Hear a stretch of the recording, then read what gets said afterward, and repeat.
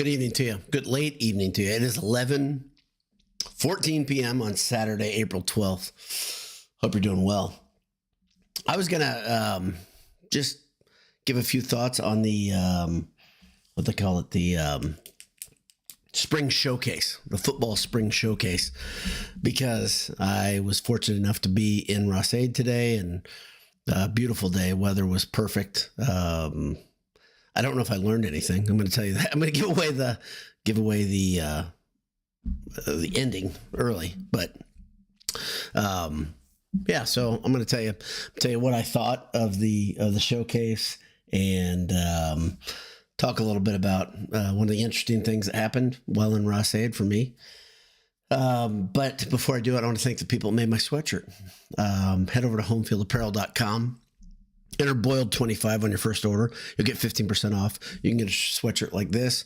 Lots of stuff with the Purdue script logo, which is my favorite, and some stuff with the band script logo, I believe, still. And you've got you got a couple packs to choose from, and the sweaters are still awesome. So I know it's getting warmer, but still, if you're looking for a gift for your buddy Boiler Dowd, that sweaters is the thing high on my list. Also, when you've gone to the spring game and the weather is perfect, why not? You don't have to walk. You could skip towards the fire station, whistle while you're doing it. And when you get to the fire station, turn left and go in to see the good folks at AJ's. You'll see Adam in there. He's one of the best dudes around. I mean, this is the thing. So today I didn't go to AJ's. And the reason I didn't go to AJ's, I was out with a couple people, and I said I'd buy him a meal, and I got voted down. And they said, "You really do like AJ's, don't you?" And I said, "Yeah, I really do. I like the place. I love the staff. I like the food. Yeah, I like AJ's a lot." And but I wasn't fortunate enough to go today, if I'm being really honest, which I am. Great food. Cheese curds are a great way to start your meal, and so are the pretzels. Those are two quick suggestions. Also, the mac and cheese bites. Shoot, can't go wrong. Get yourself a burger. Get yourself some Italian beef. Burgers, beef, beer. EatAJ's.com. That's AJ's by the fire station. Yeah, so, okay. I went to the spring showcase. It was not a spring game. That's the first thing. Let's get that out of the way right away. It was not at all a spring game. And it was confusing. If I'm being really honest, it could be that I have a short attention span, which I do. You've probably picked that up if you've watched this podcast, this stream, whatever you want to call it. Yeah, it was tough for me to follow and figure out who's really good. You can see on the field, there's some physiques that have changed. Guys look bigger, but you'll see more than anything, the overarching theme that I saw is just a ton of names and people that I do not know. And I know a couple of you have talked about that in the margins and in the comments. And I want to reaffirm to you that, yes, that's a real concern, something to be confused, or, it's a legitimate observation. But the thing that I give everybody pause, if you're a big football fan, let's give this a year or two, because this program is very much in transition. The amount of people that hit the portal was high. The amount of players that came over in the portal was high. And I think part of the reason that this team looks physically the part, that's what I noted over and over, because reading some of GBI's updates, I was like, man, I was kind of bracing for the worst, a group of players that maybe didn't look like they would play in the Big Ten right now. But physically, these guys look like it, and look like they could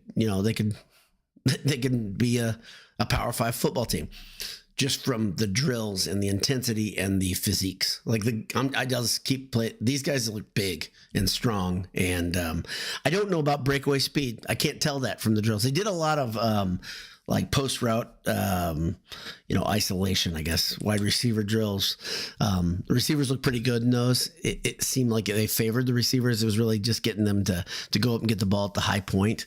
Ross, the transfer, I think that's his name, from USC, looks like a big receiver. The guy that I thought was most noteworthy for me is a name that you guys know, Denylon Morissette.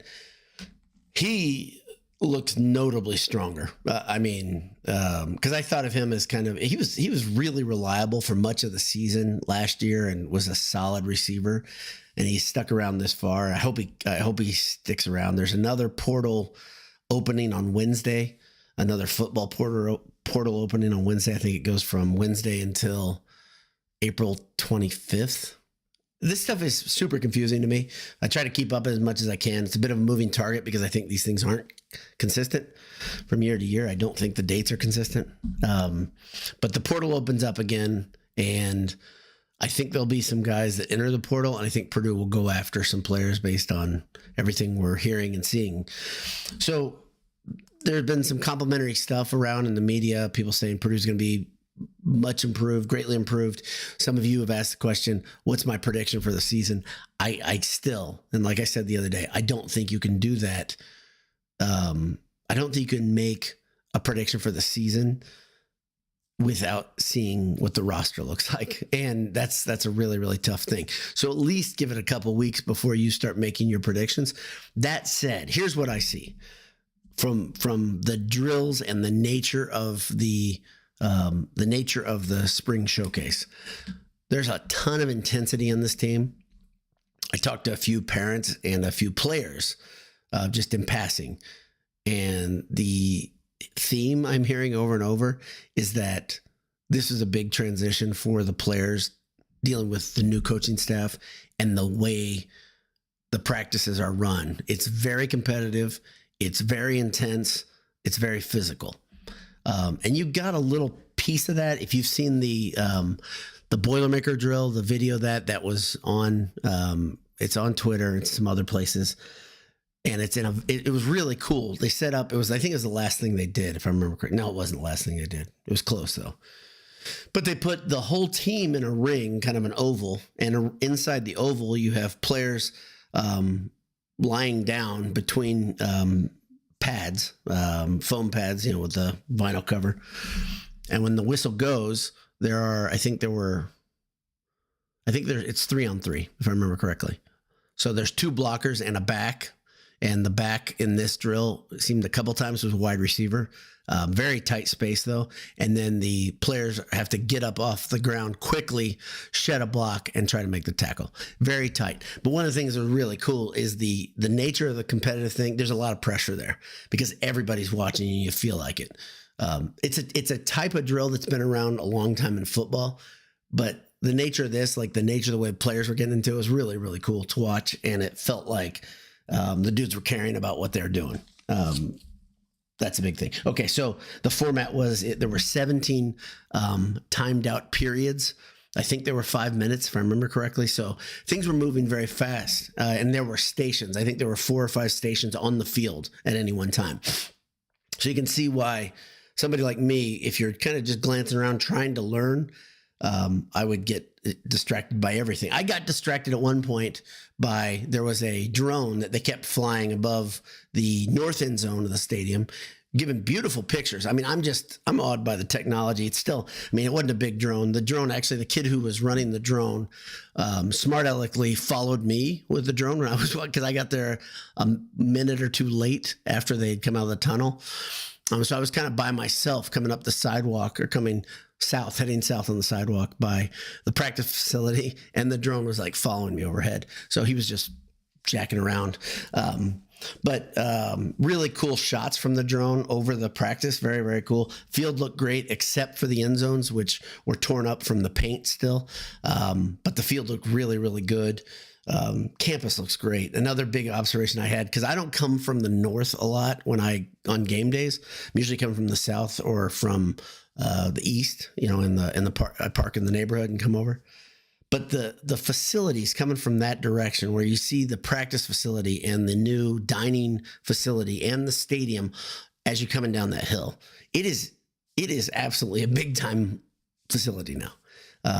And I know I might be, speaking to you guys. You guys are diehards. You've seen it. It looks incredible. The stadium looks great from that angle. And the other thing is, of course, the south end zone stands, the student section. That is such a massive improvement, and can't wait to see it full again in the fall. Okay, so It was not a scrimmage. There were chopped up scrimmage portions. It seemed like they blew the plays dead a lot when they get to the second level in the defense. So it was tough for me, very tough to see who was really, really good at what they were doing. So I apologize, but a couple of things that I had though. Tony Grimes, the UNLV defensive back transfer. The dude looks like a football player. I mean, he's old. I think he's a fifth-year senior, but he's a former 4-star recruit. Looked great. Another couple guys in the defensive backfield specifically. I thought the defensive backs all look like guys that are ready to play right now, but specifically Richard Toney, TCU transfer. He's one of these guys just like all muscle in a small space. And Crew Wakely, the BYU transfer, has got the real unique story. I think he's got a wife and kids. He's 25 years old. I mean, that dude looks like an enforcer. So I don't think you want to come across the middle on Purdue on this defensive backfield. Not as they stand right now. I think, to me, the units that look like they're going to be really tough are the defensive backfield and the running backs. The lines on both sides of the field, I know they're not deep right now, but the lines on both sides of the field have great size. The trenches look good. I didn't see a lot of speed off the edge, but that could be the nature of these drills. But my buddy Handel asked me that question. Do you see anybody that looks like a big-time edge rusher, pass rusher, whatever? I didn't see that. I didn't notice it. That's not because it's not there. But the size looks good. Let's see what else. Max Claire's little brother, Luke Claire's on the team. He's a redshirt freshman. So he was on the roster last year. I just didn't know that. I think he had a couple catches and drills in the back. One was in the back of the end zone. I hope he doesn't transfer to Ohio State, if I'm just being real honest, because he had a pretty good couple of drills. Being sarcastic. Lots of recruits were there. Tons of recruits and their families were there. That was cool to see. It's funny, like you have all these guys that are going to play college football and their dads are there, and their dads are huge dudes. And most of them are younger than me, but they're just big dudes. The families are big and they're really easy to spot. Obviously they have lanyards and stuff like that, but lots of recruits there. I think GBI said there were, what'd they say, 30 or something. Let's see. Okay. I'll tell I think this is before I wrap up and talk to you guys. The one thing that was really interesting to me is I got to talk for a moment to Jakari Harris, Raleigh Burgess, and CJ Cox. They were sitting in the stands enjoying the afternoon. Like I said, the weather was just perfect. And I've been to a lot of spring games where it's just miserable, where it's rainy and cold. It was perfect. So those guys were just like me, just enjoying the weather and out there. And they stayed for, I think they stayed for about an hour of it. But I went down and I just talked to them about stuff, how much I appreciate the fact that they're still at Purdue. And one of the neat things I said, so what are you guys looking forward to? Is there anything you're really excited about coming up? And they all said, just playing. Just want to get on the court again. They all kind of acted like they felt like there was work to be done. All extremely excited about the prospect, the possibility of a Final Four in Indianapolis. So it's on their minds already. And had a couple more things. I whenever I have interactions like that, I don't feel right about sharing everything because I didn't tell them that I was going to go on a podcast and talk about it. So, but really good dudes. You forget. I mean, I do. I'm 5'4". So, but they're big dudes. CJ Cox is a big guy, and he's not a big guy on that team, but he's a big guy. And yeah, they looking the part. That's the whole thing. So great interaction with them. Always impressed when I talk to, not always, but most times impressed with Purdue athletes. But Purdue basketball team has always been, when I talk to those guys, they're always nice. They put up with me, I guess, is the biggest thing. So good to talk to them. A couple of you guys are here watching. I appreciate that. It's an unusual time to have a quick cast, obviously late on a Saturday. But great day on campus with my son and a couple buddies, but got to meet a couple of yous, but great to see my pal Mike from PU Fall Cities. So Quinn starts out first, says, what's the news? I don't know if I got any news for you. I hope that if you didn't get to go to the game today, it was a decent crowd. like I was pretty pleased with the amount of people that were there. Felt, like these spring games always have a nice family feel. There's a lot of people who get to these things that wouldn't take the whole family and all the kids to games, but a lot of diehards in the place. People, you can feel it. People, like Odom talked to the crowd about, getting the team, making them better. And some of the coaches, positional coaches talked, did sidebar, conversations. And it's palpable that Purdue fans just want the program to be good. And the base fan base is so damn loyal and has been so good to the players and by showing up, even when things were bad. I think a lot of those people would love to see some signs that things are turning the corner. And I think we'll see those signs. I just can't tell you right now, especially based on some of the things I've read about other practice observations by real journalists, that I don't know. The quarterback situation is the big question mark to me. Looking at the quarterbacks, I want to say this. So EJ Colson from UCF and the kid from Arkansas, both, they kind of look very similar in helmet shoulder pads. They're both stocky dudes. But Colson looks shorter than he's listed at 6'1". He just looks smaller. He was pretty good at staying mobile. All of them look good with the ball coming out of their hands. I didn't see anybody that didn't look good at quarterback the way they were throwing, but a lot of times they were going against air, so no defensive pressure. They had a group of stations, and one of them was where the line of scrimmage would move like a piece of heavy tape. Trainers would move it around, and then they'd have somebody just toss it back to them as a snap. Not even a center out there. So they had plenty of time to operate. And in those drills, those quarterbacks look really good. And a couple where it was full, not contact, but full linemen, full front. And there were very few chances to see that. Nobody looked awful, but a couple of them panicked and didn't get the ball out of their hands quick enough. So I don't know. Let's see. Boiler Up says, okay, Skippy. I don't know what that's from. A Big Time Boiler. Grant says, Boiler Up, how did the QBs look? So I just gave a little bit of that. Wondering if they go shopping in the portal for more experienced, high caliber QB. The big thing you can see is Purdue really has one experienced quarterback. That bothers me more than anything. When they got the transfer portal guys, you had a lot of sophomores and freshmen come in, right? 2 or 3, if I remember correctly, my memory serves correctly. And these guys don't look like typical underclassmen, I'll say that. But, I mean, there's just not a ton of experience out there, and they're going to be tested really early. Game 3 comes really quickly. So I don't know how much you can learn in just, not much time, but I think they'll go get them just based on what people that are closer to the program than me say. I think they're going to go after somebody else. Jarvizda says they're going to play hard, but probably not going to win a lot of games. I just don't know. I don't know. I think if you have a really, really good defense, like really good, statistically good and well coached, and I think there's a real possibility that could happen. If nothing else, you're going to make some games closer than they should be. That said, the way the rules are established and the nature of the game right now, I think if you have real wide open offense, they could make a team like that have one real lousy game too. So especially if you can't match fire for fire. And I don't think this offense as it is right now can do that.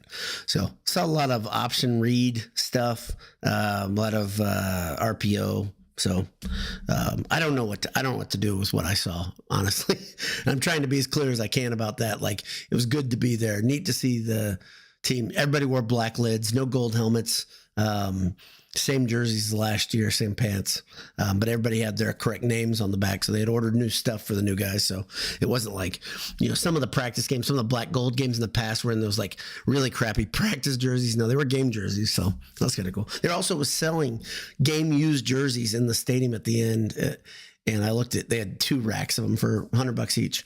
And, those things, man, they're built like, those jerseys are built like tanks, the game worn ones.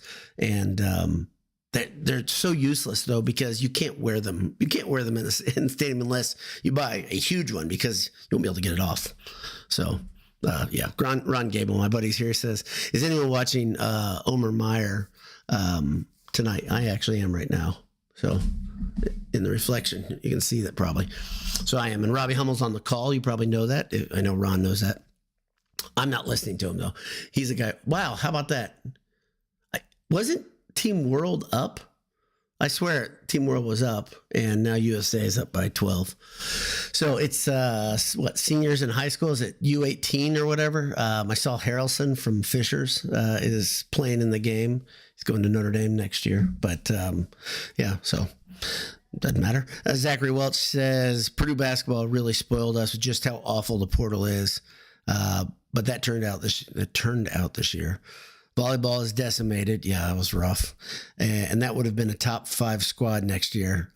Football, we watched half of all the best top-end talent leave.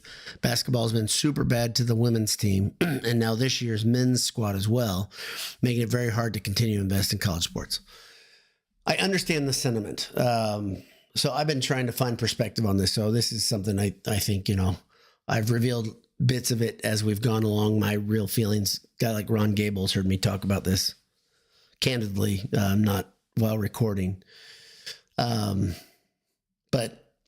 it's the thing I can encourage you to do if you're there's more comments here by Zach. I can keep going, but I would encourage you to, especially if you love Purdue basketball and football as a pastime, you just love doing it because it's your alma mater. You like the atmosphere. You like being there. There's nostalgia. There's a lot of good, positive stuff.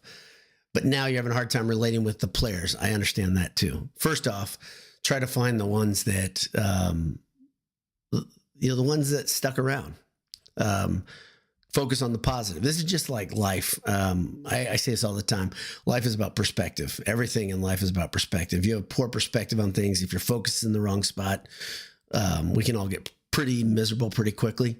And here is another example of how if we put our focus in the right place, I think you can still enjoy it and find some joy in the whole thing. You can find some guys that you're like, yeah, or girls, if we're doing women's sports, that you're like, yeah, it's fun to see them back here.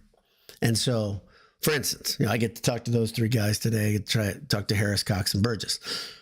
They didn't leave. And I'm pleased as hell that they're still there. So I think watching those guys develop, watching them come into their sophomore year is going to be awesome. Stinks losing 2 players especially 2 guys that were former starters. Stinks losing the guys. It stinks losing guys like Waddell and Berg and what's the third one I'm missing? I'm missing one more. I apologize. It stinks losing all of them if we're being real candid. I know there are some people out there, some of you guys see this all as commodity business. I don't look at it that way. And maybe it's me being naive, but I like to look at these players like people. So that's why I prefer those short conversations and kind of getting to know them a little bit and relating to them in a place that I don't have to see the bad stuff. I don't really want to see the bad stuff from these guys at all. I'd like to look at this whole thing through gold-colored glasses and be like, yeah, okay, these are good kids going to school. There's a great video out there about University of Florida basketball team talking about what class have you missed or what, you got to get back to class after winning the national championship. And I think all of them, except for one guy who I think was a walk-on, say, I don't go to class. All my classes are online. I don't have to worry about getting back to class. And you start having this realization that this isn't collegiate athletics. This is, for some of these teams, for some of these programs, this is athletics that happen to have a collegiate name on the front. And that's disheartening. So, because that's where the relatability comes for most of us. So this isn't pro sports for me. I don't like pro sports. So that's a sidebar. Zach Welch continues, especially with all the insiders, quote, insiders, all having the scoop that's non-existent. Hard to watch something you love die. Here is to hoping the team is easy to root for this fall. They will be. They will be. I can tell you by what I saw today, tons of energy, tons of intensity. They're working their ass off. And so that's very good. The problem is when I go through the guys that stood out to me, I mean, I think I mentioned, 2 players or names that Obviously, Maccabee was there. Love Devin Maccabee. I didn't get to see him do much just because of the nature of the drills. And he's going to be good. He's going to flirt with being all conference. No doubt about it. So that's a guy that you want to focus on. Like you'd be like, okay, hey, Maccabee is an incredible story. Former walk-on, worked his way onto the field. Nearly all conference. I think it was all conference. What, honorable mention? I think. But he's a great story. He's a Boilermaker, right? And there are guys that transfer in that are Boilermakers. I mean, if you haven't read on the basketball side, Oscar Clough's story about how he got to Purdue, it's wild. I mean, it's a journey. The dude has grown up just so much because he's been halfway around the world just chasing a dream. But those three players said they got to eat dinner with Clough, and they're like, well, this guy's cool. We like this guy a lot. So that's one thing. The fit about him coming into the basketball program sounds like it's pretty damn good, according to the early returns, if you will. So Zach Welch continues one more. Says, all that being said, I'll have my lucky socks on. Very important. Home field shirts, awesome. All on for Purdue sports. Once again, thanks for weathering all the craziness and giving really awesome insights. Appreciate it, B-Dub. No problem at all. No problem. Glad to do it. Glad we can relate this way. Hope this is a good way, healthy way, whatever, to vent some of the frustration or there's a lot of fear. You know, if you're like me, what I tend to do if I see something happening, then I extrapolate it on if that curve continues, right? And so this year specifically, this year has been rough dealing with the portal for all of college sports because it was so aggressive. The numbers of players that went into the portal in college basketball after it opened were just incredible. And losing, if not one, so like the perspective is interesting. Some people were really surprised that Colvin entered the portal, and some were really surprised that Heidi entered the portal. The Heidi announcement for me, especially in the wake of the Colvin announcement, was like a punch in the gut because I was like, I can't believe, like, why? Like logically for me, and everybody thinks they know the answer. Oh, it's because the system. It's because of the money. It's because whatever. No, you don't know. We don't know. And that's a frustration, Zach. That's a frustration. That's a real frustration. There's no transparency. That's the thing I complain about more than anything. We don't know anything. This is not, people compare it to the NBA and free agency. It's not that. It's much worse. It's much worse than NBA free agency because there is no stability. There is no 2-year contract. There is no 4-year contract. There are no terms to this. You just saw what happened to the University of Tennessee. Their starting quarterback last year tried to renegotiate his NIL deal that was already agreed upon. And it was worth millions, but it wasn't worth enough to his agent and to him and whomever. I'm telling you, the agents are wagging the dog right now. It's bad. And that's probably, if we're going to put on controls at the NCAA or whatever entity it is in 2-3 years, which the NCAA can't do a damn thing. They don't know how to stop this. If you're looking for somebody to be angry at, be angry at the NCAA for not being proactive ever. I do think that I generally don't like Congress getting involved in things. This is huge business, number one.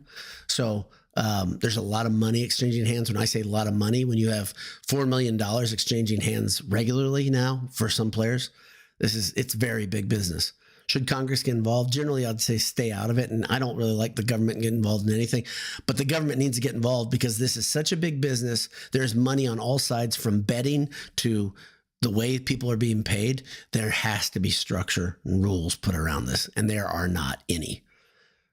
Like I said this to you guys, this is my brother. I give him credit for it. He calls it an unsystem. It's not a system. A system, it's the opposite of, right? Like I said, this is the Wild West. There's a mountain. On the other side of the mountains, there's promises of gold. Go get that gold. So everybody heads west, right?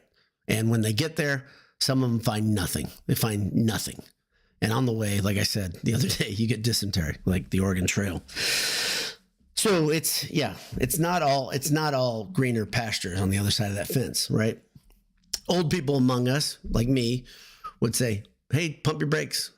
There's more than just a couple $100,000 at stake. Because some of these guys, it's a really easy decision. Double your money, whatever. But some of them, it's not that clear. And we're all making it into every case is a huge monetary difference. No, some of them, it's a small monetary difference, but it's being featured or being in a different situation. But we really don't know the terms of these changes. We don't know why the guys did it. We don't know. So a lot of guesswork. Boiler Up says, so you're saying that you're saying they don't look the part yet. No, they look the part. So I'm saying they look the part. They look the part. You were talking about skipping to AJ's. Yeah, skipping to AJ's, please. Yeah, I would encourage all of you guys to skip to AJ's. Do not skip once you're in AJ's. But if you could do that and then maybe post it on Twitter and then we can make fun of you publicly, that'd be awesome. Let's see. Pace Live just is waving. So excellent. Brandon Smitley says, schedule doesn't do us any favors. Again, schedule is brutal. It's like the 4th to 6th toughest, right in there, depending on who you read. 4th to 6th toughest schedule based on last year's records of those same teams. It starts off nicely, though, this year. We'll say that. Schedule doesn't do us any favors, but what I saw today was so much better than what I saw last year. I agree. Just so many new faces, but the energy and message I saw was that there will be workhorses. I agree. But it was intentionally designed. What we saw today was intentionally designed that we could not see what this team looks like in a game situation, right? I mean, would you agree with that since you were there? That's what I saw. Calling it a showcase is brilliant marketing. It's very clever sidestepping, but it was not a spring game. And the flow of a game, the way a game works, I always joke about Mark Burglar. I think that's his name. Who was Drew Brees' backup for a couple years. He always looked awesome in the spring game. So he was like spring game star, and Drew Brees kind of looked okay spring game. So spring games, there's the other thing. They don't tell you that much really at the end of the day. Let's just look at it as a chance to gather and a little bit of hope that football's a coming. Like to me, that's the big thing about the spring game, because I love college football. I love being in the stadium.